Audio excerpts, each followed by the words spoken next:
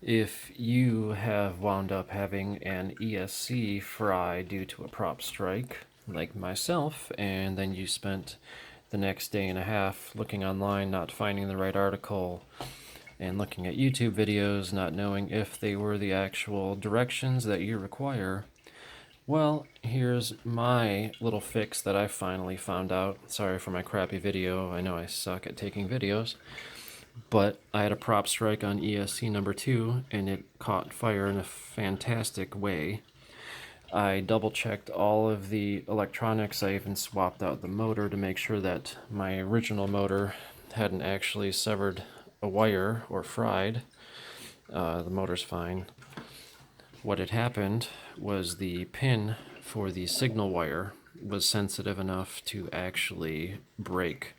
So I went to resource remapping, looked online at Joshua Bardwell's video, and what I did was followed his instructions, and I remapped onto the LED strip pin out, and now everything works. Same ground for the ground wire.